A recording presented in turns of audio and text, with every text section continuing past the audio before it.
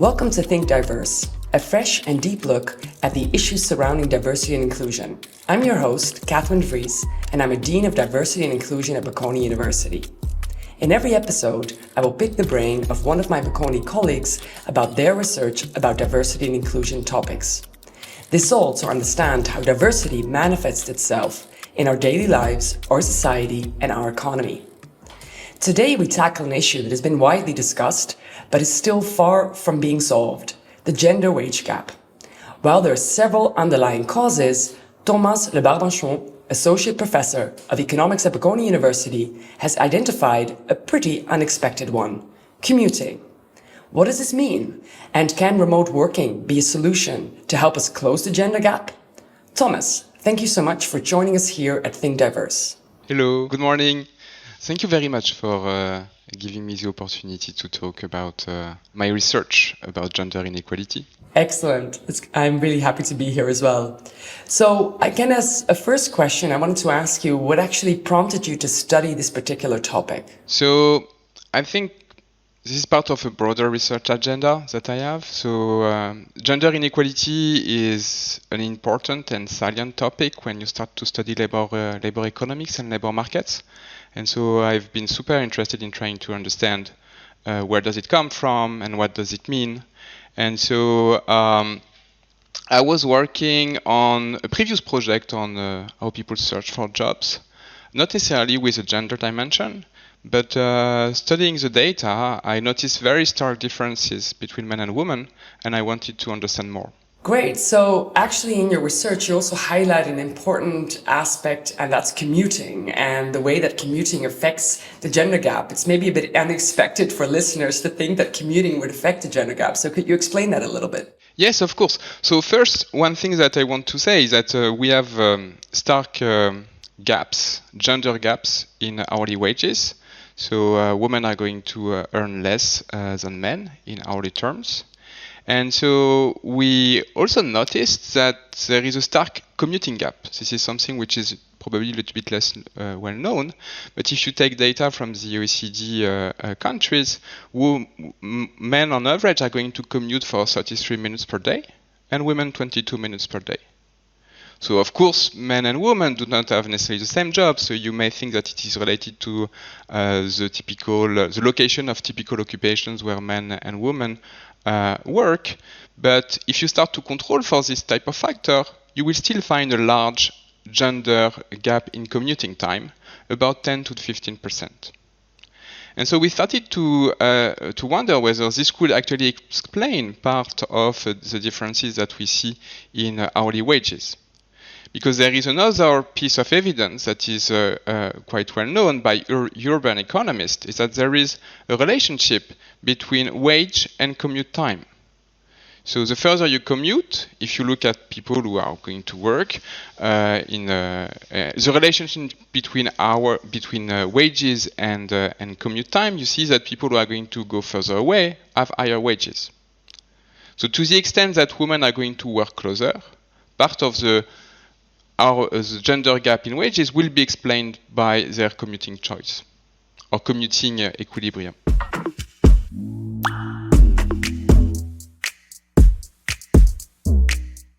So, well, thank you.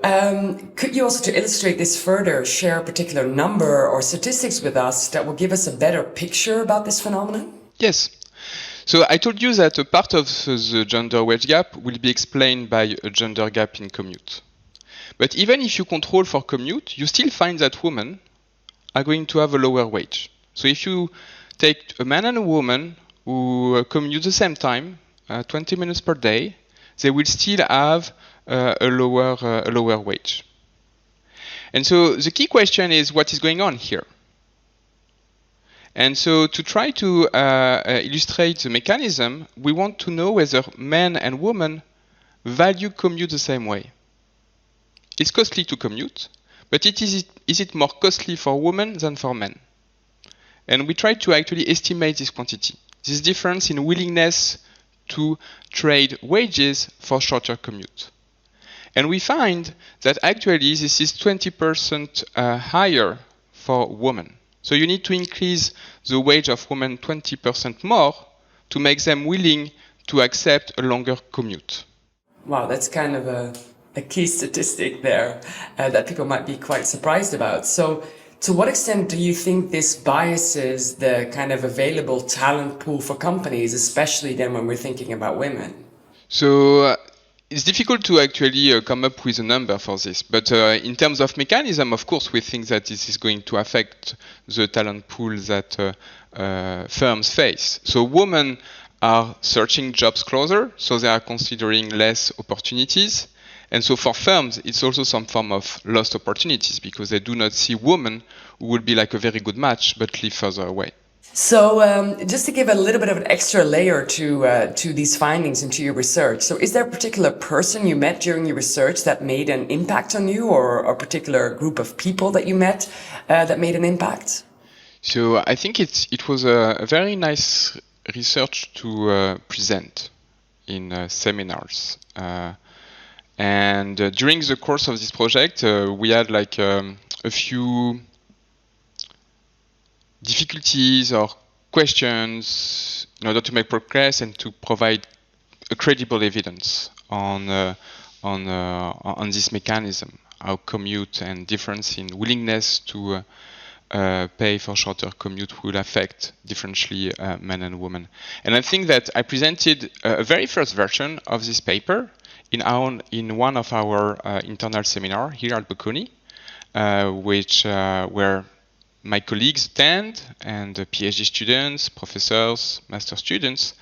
And at the end of the seminar, I had a very nice conversation with a colleague of mine, Professor Jérôme Ada, about how to actually pin down this difference in willingness to pay for shorter commute. And I think the discussions that we had together actually helped me to have much clearer ideas and to come up with a new way to identify these differences.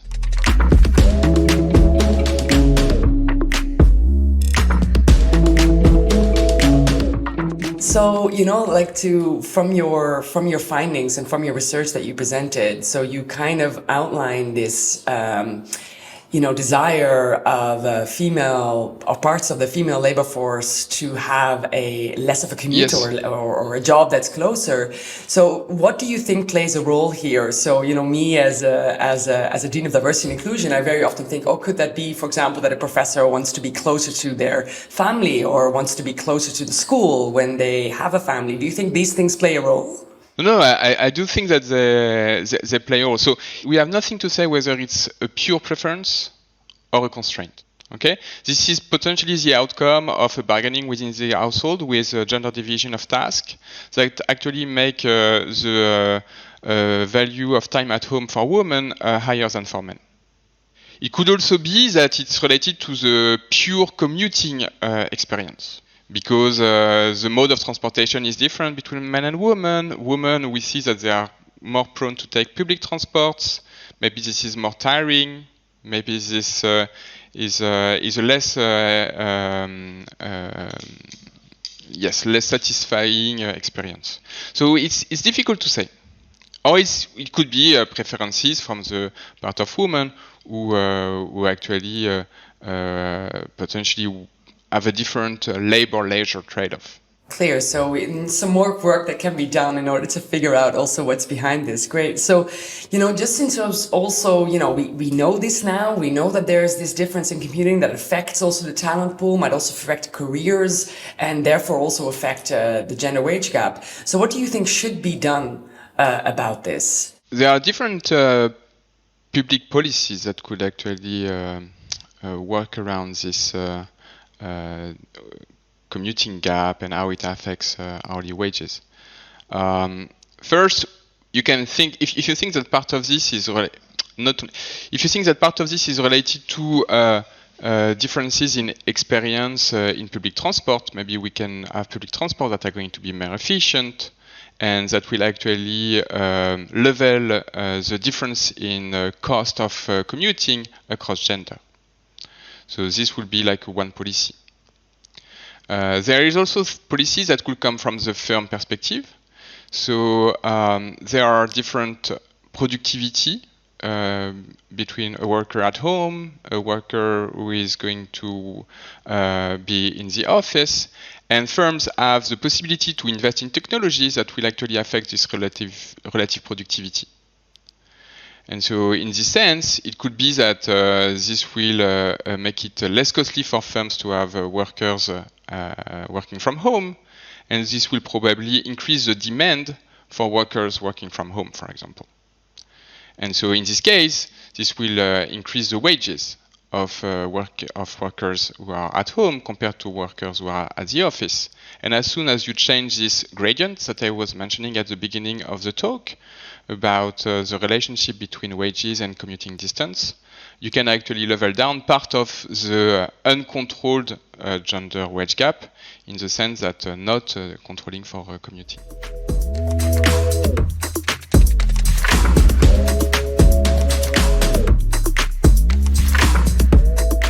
So that's very interesting. Also, I think in light of the pandemic, where we've seen quite a lot of an increase in kind of remote work. So to what extent do you think that actually back to the office policy would, which companies are talking about? I mean, the pandemic is ongoing, but to what extent would that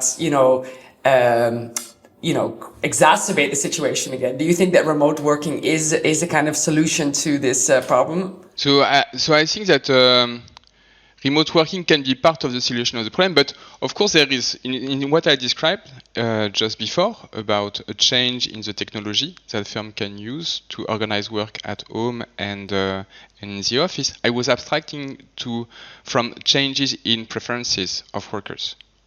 So I think what we also see now is that even for men, there is an increase in the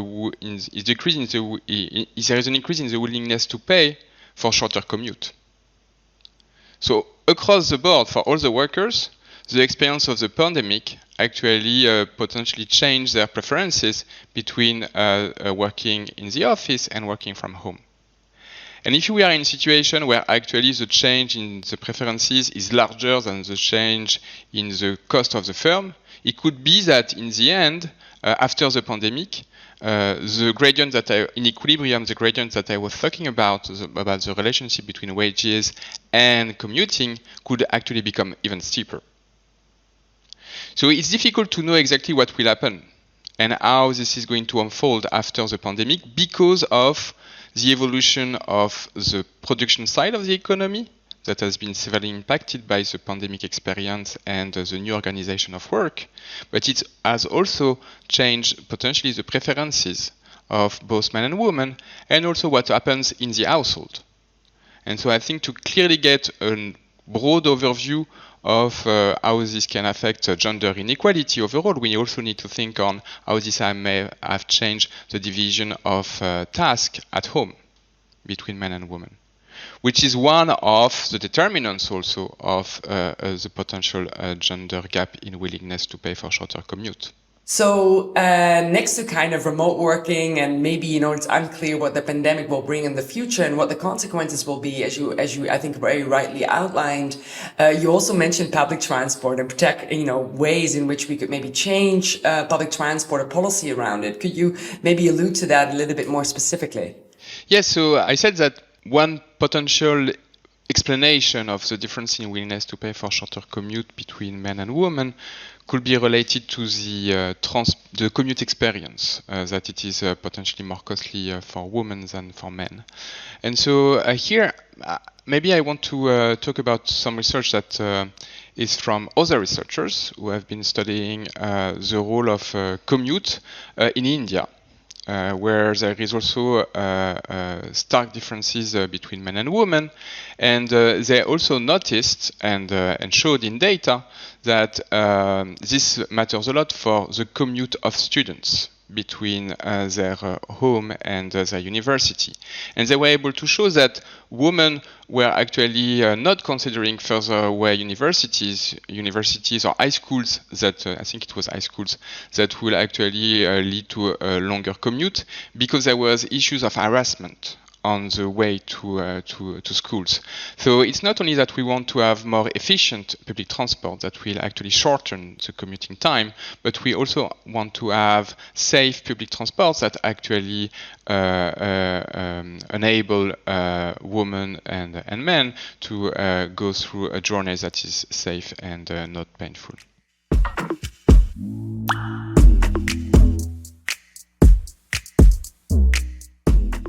So kind of to close, well, Bocconi's motto is knowledge that matters. So how do you think your research or the findings that you outlined matter for society, or what can people take away? What are the kind of key takeaways from your research, you think? So I think we highlighted one important dimension of difference and one mechanism that actually contribute to the gender gap in wages. So there is another number that I have not cited, but at the end of our research, we are able to quantify the contribution of gender gap in willingness to pay for commute to the gender wage gap. And so this is about 15%. So it's an important factor.